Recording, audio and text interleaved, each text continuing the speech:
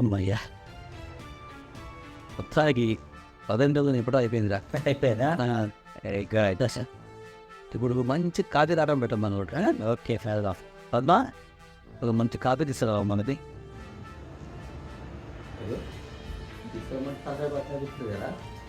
ఏది ఫోన్ వచ్చేదా ఆడోళ్ళు మనం మాడిట్ట మానేసారు. ఈరోజు ఏ ఉపయోగం అర్థం కావు. దేశానికి ఏ మాత్రం లాభం లేదు. వీళ్ళు ఏమైనా ఫోన్ పట్టుకుని కూర్చుంటారు. 20 సంవత్సరాలు పాడేది కానీ వాళ్ళు మాత్రం మానట్లేదు. అసలు ఈ మొబైల్ రాకముందు టీవీ చూసేటప్పుడు కనీసం కొంచెం బ్రేక్లో మనం ఛాయ్ తాగుతావా, టిఫిన్ చేస్తారండి అని అడుగుతుండేది.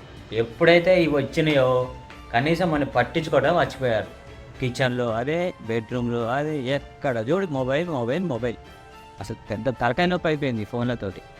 మనకి టైమే కేటాయించట్లేదు. ఏం చేయాలి అసలు? అది ఒక దేశానికి ఏ ఉపయోగం అట్లేదు. 20 సంవత్సరాలు నా చేతున్నాయి. ఏం అర్థం కాదు. ఏం చేస్తావో చెప్పు. దానివల్ల ఏం నేర్చుకున్నావు? దాని ఏ ఉపయోగం చెప్పు నీకు? ఏమైనా నేర్చుకోవచ్చు, డైలాగ్స్ నేర్చుకోవచ్చు. ఇది డైలాగులు టీకా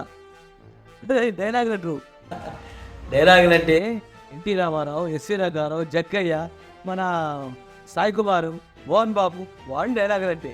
ఈ మధ్య మన జూనియర్ ఎన్టీఆర్ చెప్తున్నాడు. అట్లా ఎవరు చెప్పలేరమ్మా డైలాగులు అంటే. మాట్లాడుకున్నావా ఏంటి? నువ్వేం చేసుకో డైలాగ్? ఆడవాళ్ళు డైలాగ్ చేసుకుంటాడు చూడు. నేను కూడా నేర్చుకుంటా. నువ్వేం చేస్తున్నావు? సాయి కుమారు, జూనియర్ ఎన్టీఆర్. జూనియర్ ఎన్టీఆర్ చెబుతాడ. అది ఎవరితో వాళ్ళకు అంత ఈజీ కాదు చెప్పడం. జూనియర్ ఎన్టీఆర్ డైలాగ్ చెప్తాను కదా, చెప్పు చూద్దాం. చెప్పు. మీకు ఇప్పుడు జూనియర్ ఎన్టీఆర్ డైలాగ్ కావాలి. చెప్తాను చూడండి. చెప్పు. ఏమంటివి మానవ జాతి నీచమా, ఎంత మాట వైతరిని వరకు వెంటాడి వేధించి ముప్పు తిప్పలు పెట్టి మీ ధర్మసూత్రములను మంట కలిపి ప్రతి ప్రాణములను దర్శించుకున్న నారీమణి సానిత్రది ఏ జాతి? మానవ జాతి.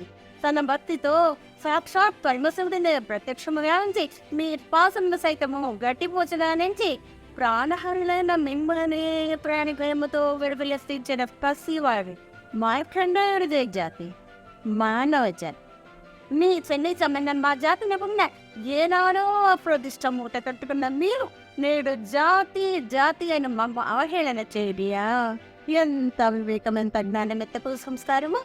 నేటి నుండి దేవుడు అధికుడు, నరుడు అధుడు అన్న కించబావును ముక్కుటి వేడితో సైతము పెక్కలించి వేశాడు.